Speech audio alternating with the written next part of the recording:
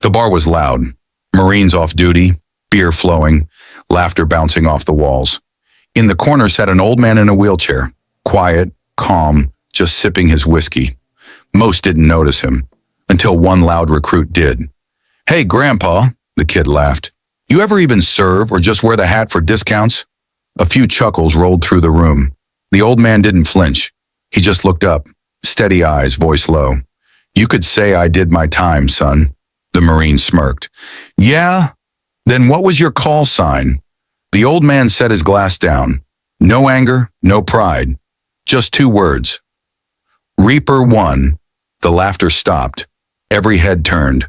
Because that name wasn't a story, it was a warning. A call sign whispered through generations of Marines. The man who went dark in Fallujah and never came back. Until now. And within minutes, the man who mocked him would be calling his commander. Because he just realized who he was talking to. If you respect our veterans, if you believe real heroes walk among us every day, hit that subscribe button and tell us where you're watching from. Because tonight, you're about to meet one. The clock above the bar ticked softly beneath the buzz of neon lights. The place was half full, the kind of late-night crowd that gathered near Camp Pendleton every Friday. Laughter echoed from one side of the room, where a group of young Marines in their 20s were drinking hard and bragging harder. The air smelled of beer, grease, and salt from the ocean. At the far end of the counter sat an old man in a wheelchair. His back was straight, his white hair trimmed close, his weathered hands wrapped around a half-empty glass of whiskey. The bartender, a broad-shouldered man named Eddie, refilled his glass without asking. "Long night, Jack?" he asked quietly. Jack Reynolds gave a small shrug. "Long life." He said it without bitterness, just truth. His voice was steady, low, the kind that carried weight even when spoken softly. The Marines at the other end didn't notice him yet. They were too busy laughing, pounding the table, shouting about deployments and victories that still smelled of youth and adrenaline. Eddie watched them from behind the counter. "They remind you of anyone?" Jack smiled faintly. "All of us, before we knew what it cost." That line hung in the air just long enough for the door to swing open. Another burst of noise rolled in with two more Marines joining their friends. Louder, cockier, their confidence unshakable. One of them, a tall corporal with a square jaw and an undercut, noticed Jack's wheelchair first. He elbowed his buddy. "Look, boys, Grandpa came for happy hour." Laughter erupted. Jack didn't react. He just took a sip of his whiskey, eyes still on the TV above the bar. The corporal grinned wider, emboldened. "Hey, sir, you lose that license or just the legs?" Eddie froze mid-pour. The bar went quieter, the kind of silence that comes before something breaks. Jack didn't even look at them. "Easy, Corporal," Eddie warned. "It's fine," Jack said, his tone calm but sharp enough to stop the bartender mid-step. He finally turned his head, meeting the Marine's smirk with a look that didn't need to raise its voice. "Son, the last man who spoke to me like that is buried in Arlington." That sentence shifted the air instantly. One of the younger Marines coughed awkwardly, looking away. But the corporal wasn't ready to back down. He leaned against the bar, forcing a grin. "All right, tough guy. You a vet?" Jack's eyes drifted down to his glass. "Once." "Once?" the Marine laughed. "Come on, every guy in this town says that. What were you, supply? Logistics? Cook?" Eddie muttered under his breath. "You should stop now, son." But he didn't. He reached over, tapping the side of Jack's wheelchair. "You don't look like no grunt to me, old man." Jack's jaw tightened slightly. For a brief second, something dangerous flickered behind his calm eyes. Not anger, not pride, just memory. "I looked worse when it happened," he said quietly. "When what happened?" the corporal pressed. Jack lifted his glass, took one more sip, and set it down with deliberate precision. Then he turned fully, his wheelchair squeaking slightly as he faced them. "Son," he said, "you ever hear of a call sign?" The corporal blinked. "A call sign? Sure. Every Marine gets one eventually." Jack nodded. "Mine was Reaper 1. The laughter stopped. Completely. For a heartbeat, nobody moved. One of the older Marines at the table, a sergeant with a scar running down his cheek, slowly lowered his beer. His eyes widened. "Reaper 1? He repeated softly. The corporal frowned, confused. What? You know him? The sergeant's voice dropped to a whisper. Everyone knows the story. Operation Stone Viper. They said Reaper 1 wiped out a full insurgent line alone when the team got pinned. The whole squad made it home but one. He looked at Jack, his face pale. Sir, that was 23 years ago. Jack didn't answer. The corporal forced a laugh, but it sounded hollow now. Come on, that's a myth. Some old ghost story from the Corps. The sergeant shook his head slowly. Not a myth. They said the man disappeared after the op. Never confirmed KIA, never came home. Eddie finally spoke, his tone reverent. He didn't disappear. He just stopped talking about it. Every eye in the bar turned toward the wheelchair. The only sound was the faint buzz of the old neon sign in the window. The corporal swallowed hard, suddenly unsure what to do with his hands. So you're saying you're that guy? The Reaper 1?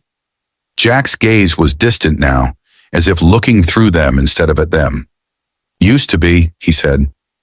Used to be, another Marine whispered. Sir, they said you died, Jack finished quietly. Yeah, I heard.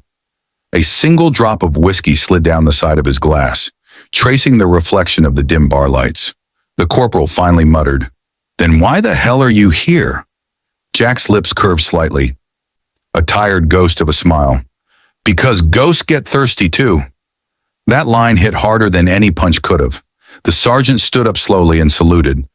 The kind of instinct you don't think about, you just do. The other Marines followed hesitantly, a few lowering their heads in respect. Eddie's voice was low, almost reverent. Easy, boys, you're standing in front of the reason half of you ever made it home. The corporal's throat worked as he swallowed. Sir, I didn't mean... Jack raised a hand, stopping him. You didn't know. Most don't. He turned back to the bar, rolling his glass between his hands. The muscles in his jaw twitched once, just barely. Most never will. The silence stretched long and heavy until the door at the back of the bar creaked open. Everyone turned. A tall man in a Marine dress uniform stepped in, his polished shoes echoing against the wooden floor. His expression was unreadable, but his eyes locked straight on Jack. Eddie's whisper barely carried. Oh, hell, that's General Harris. The general took one slow step forward. Reaper 1, he said, voice gravel low. Jack's hand froze halfway to his drink. Sir, Harris continued, his tone weighted with something deeper than rank. We need to talk. The bar was still as a tomb, and the corporal, the same kid who'd mocked the man minutes ago, whispered the only words he could find. What the hell did we just walk into? The air inside O'Malley's was heavy, thick with silence, tension, and the faint smell of spilled beer. Nobody spoke. Even the jukebox had gone quiet. General Harris stood by the door, rainwater glistening on his uniform. His eyes didn't leave the old man in the wheelchair. Jack Reynolds, Reaper 1. The young Marines who minutes ago had been loud and cocky now sat frozen in their seats. The corporal who had mocked him earlier stared at the floor, pale and ashamed. Everyone out, Harris said. It wasn't loud, but it didn't need to be. Marines moved fast when a general gave an order. Even off duty, chairs scraped the floor, boots echoed toward the exit, and soon it was just Harris, Jack, and Eddie behind the bar. Harris walked slowly toward him, boots steady on the old wood. You're supposed to be dead, he said quietly. Jack didn't look up. I've heard that before. You vanished after Stone Viper, Harris continued, his tone clipped, professional. But there was something underneath it, something almost human. No reports, no body. Just a black file and a flag folded for a widow who never saw a casket. Jack's eyes flicked toward the empty whiskey glass. Maybe that's how it was meant to stay. Not anymore, Harris said, his voice tightening. You showing your face here? You have no idea what you just stirred up. Eddie leaned against the counter, arms crossed. He came here to drink, not start a war. Harris glanced at him briefly, then back at Jack. You think you can just disappear for 2 decades and walk into a bar wearing your ghost like it's nothing? Command's going to see this. They already have. Jack's jaw tightened. I didn't come here to make headlines. Then why? Harris pressed. Why now? Jack took a breath, his voice rough. Because I'm tired of pretending I died when I didn't. The general paused, studying him, and for the first time some of the hardness in his face cracked. You should have stayed dead, Jack. You don't know what's coming if they find out. Jack's eyes lifted then, steady and sharp. They already have. The words landed heavy. Harris froze for a moment, realizing the weight behind them. Outside, thunder rolled. Eddie frowned. General, what's this all about? What's Stone Viper? People whisper about it, but no one ever says what happened. Harris didn't answer right away. He pulled out a chair and sat down across from Jack. It was 2002, he said finally. Deep desert, northern Iraq. Small recon unit. Mission was simple. Extract 2 hostages before a hostile faction moved them across the border. Jack's voice cut in quietly. Intel was wrong. There weren't 12 hostiles. There were over 100. Harris nodded. You were pinned. Reinforcements couldn't get through. We lost contact. Everyone thought you were gone. Eddie swallowed hard. And you weren't? Jack shook his head. I made it out. Barely. Brought the hostages with me. But by the time I reached the checkpoint, command had already declared the mission closed. My team listed as KIA. The extraction plane was gone. Harris leaned forward, his voice lower now. And instead of coming back, you disappeared. Jack looked down at his scarred hands. There wasn't anything to come back to.